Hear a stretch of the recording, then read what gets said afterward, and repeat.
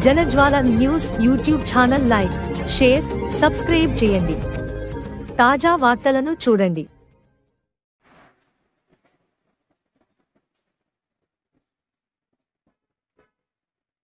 Doctor Raghu Mannepalli, Navarang Congress party జాతీయ ప్రధాన కార్యదర్శి.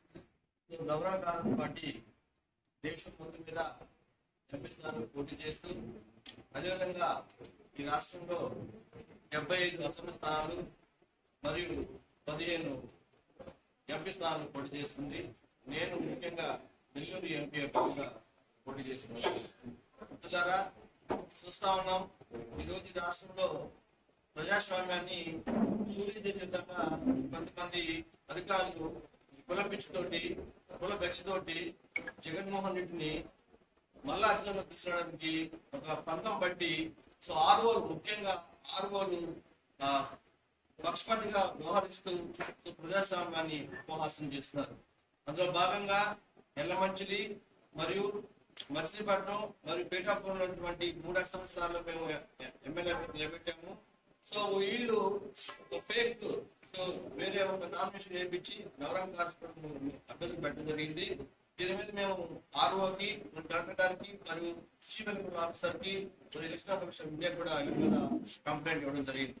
అదేవిధంగా మరీ ముఖ్యంగా చిత్తూరు జిల్లా నగిరి అసెంబ్లీలో ఆర్ఓ కె వెంకటరెడ్డి అన్న వ్యక్తి చాలా దుర్మార్గంగా 2 పార్టీకి సంబంధించి మాత్రం నామినేషన్ తీసుకొని మిగతా ఏ పార్టీ వల్ల కానీ ఏ వ్యక్తులు కానీ నామినేషన్ కూడా చేశాడు. అతనికి చర్య తీసుకోమని చెప్పి మేము ఈఓ గారికి, కలెక్టర్ గారికి ముఖ్యంగా ఫోన్ చేసి చెప్పడం జరిగింది.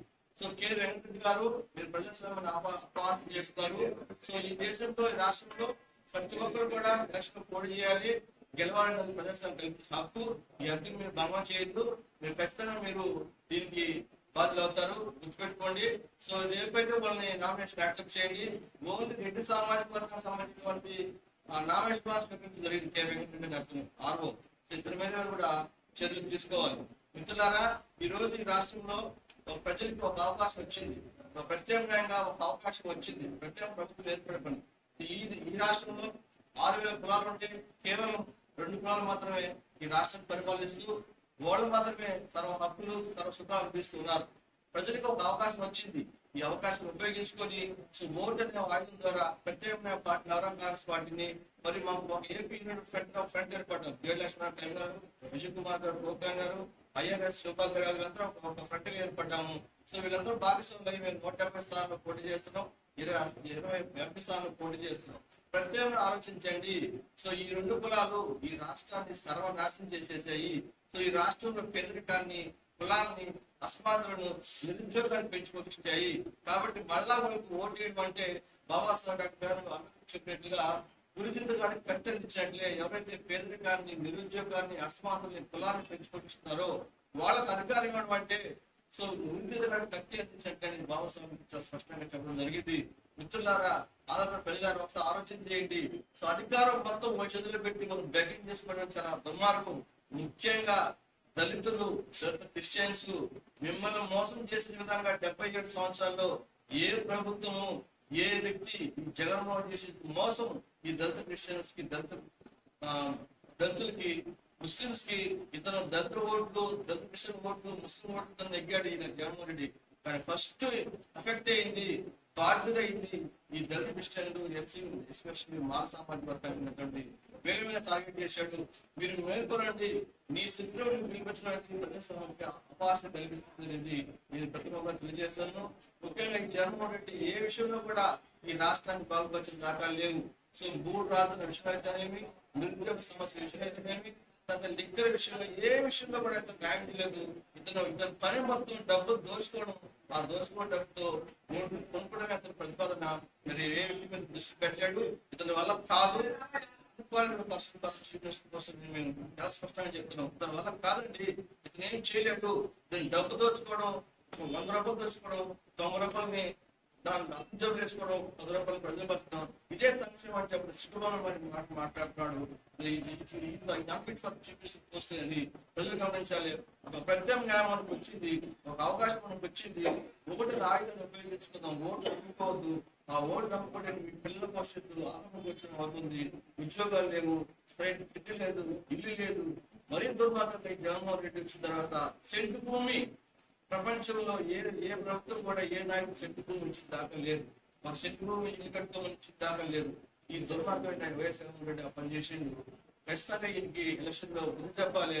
ఈ రెడ్డి సామాజిక వర్గం చెందిన అధికారులు ఎంత పక్షపాతంగా వ్యవహరిస్తారంటే ఎలక్షన్ దుర్మార్గంగా వ్యవహరిస్తారు. వీళ్ళందరూ ప్రజాస్వామ్యం అపహాస్యం చేస్తారు. ఖచ్చితంగా ఇది మూల్యం చెల్లించుకోవాల్సిందే. ప్రజాబద్ధాన్ని ఎలక్షన్ జరిపించాలి. So chief election commission of India కానీ చీఫ్ ఎలక్షన్ ఆఫీసర్ మేము చెప్పేది ఏంటంటే మీరు దృష్టి పెట్టండి, మీరు దృష్టి పెట్టి ఎలక్షన్ సజావుగా జరిపేయండి అని మేము కోరుకున్నాం. అదేవిధంగా పెన్షన్ విషయంలో పెన్షన్ 1వ తారీఖు ఇవ్వాలని మేము అన్ని పార్టీ కూడా అడిగినాయి. సో మేము మళ్ళా చీఫ్ ఎలక్షన్ ఆఫీసర్ కలిసాము. సో ఏ అధికారిని సో సిఇఓ కానీ వాళ్ళకు సంబంధం లేదు. ఒకటి చీఫ్ ఎలక్షన్ ఇనిషియేటివ్ తీసుకొని 1వ తారీఖున మీరు పెన్షన్ ఇచ్చేదాకా ప్రభుత్వ యంత్రాంగం ఉంది, టీచర్స్ ఉన్నారు, ఉద్యోగస్తున్నారు, వాలంటీర్లు పర్లేదు. ఈ 77 సంవత్సరాల వాలంటీర్లు లేదు. ఏ పథకాన్ని పెట్టుకోవడానికి వాలంటీర్లు ఇవ్వలేదు. లేకపోతే జరగలేదా? కాబట్టి 1వ తారీఖున మీరు ఖచ్చితంగా ముఖేష్ మీర్ గారికి ప్రత్యేకంగా మేము కోరేందంటే 1వ తారీఖు మార్నింగ్ 5 మీకు పెన్షన్ పంపిణీ చేయండి. ఎలక్షన్ సజావుగా జరగండి, ప్రజలను కాపాడండి, ఓట్లను నిర్భయంగా ఉపయోగించుకోవడానికి చెప్పడం జరిగింది. అదేవిధంగా ఎలక్షన్ కమిషన్ మీటింగ్ లో చెప్పాము సార్, ఈ రాష్ట్రంలో 2 కులాలు కులాలతో బలవంతారు భోజనాలు. కాబట్టి ప్రతి ఎలక్షన్ బూత్ లో కూడా సీసీ కెమెరా ఏర్పాటు చేయాలి. సో వెబ్ కెమెరాస్ ఏర్పాటు చేయాలి. ఒక జిల్లా హెడ్ కోర్ట్ లో ఒక కంట్రోల్ రూమ్ ఏర్పాటు చేయాలి. ఈ దేశంలో పంజాబ్ రాష్ట్రంలో 2022లో ప్రతి పోలింగ్ బూత్ లో కూడా వెబ్ కెమెరా ఏర్పాటు చేశారు. జిల్లా హెడ్ క్వార్టర్ లో కంట్రోల్ రూమ్ ఏర్పాటు చేశారు. ఈ రికార్డింగ్ కూడా 6 నెలలని భద్రపరచడం జరిగింది. అదే సిస్టాన్ని మేము చీమా కూడా చీఫ్ ఎలక్షన్ ఆఫీసర్ చూడడం జరిగింది. ఆయన 70% పెడతారని చెప్పాడు, కానీ మేము 100% పెట్టుకుని చెప్తున్నాము. అదేవిధంగా లిక్కర్ మార్కెటింగ్ అనేది డిజిటల్ చేయమని చెప్తున్నాం. సో డబ్బు రూపాయన ఇక్కడ అమ్మద్దు, డిజిటల్ చేయండి. సో మనకు తెలుస్తుంది ఎంత మేరకు ఎంత తెలుస్తుంది. ఈ దొంగతనాన్ని అరికట్టించాలని విద్యార్థులతో మేము చెప్పడం జరిగింది. దాని కూడా చర్యలు తీసుకుంటా అన్నారు. తర్వాత డ్వాక్రా మహిళల గురించి చెప్పాము, దానిపైన యాక్షన్ తీసుకున్నారు. సో ఈ ఎలక్ట్రల్ ఆఫీసర్కి తెలియజేస్తూ సో ఇవన్నీ కూడా ముఖ్యంగా ప్రజల్ని ఒకసారి మళ్ళా కోరుతాను. ఒక అవకాశం వచ్చింది, ఓటుని ఈ 2 కులాలకి 2 పార్టీలు కాకుండా ప్రత్యేకంగా ఆలోచన చేయండి. మాకు ఓట్లేసి పిలిపించండి, ఒక అవకాశం ఇవ్వండి. సో ప్రజలకి, నిరుద్యోగులకి, యువతకి, స్త్రీలకి, రైతులకి అందరూ కూడా న్యాయం చేసే బాధ్యత తీసుకుంటామని తెలియజేస్తూ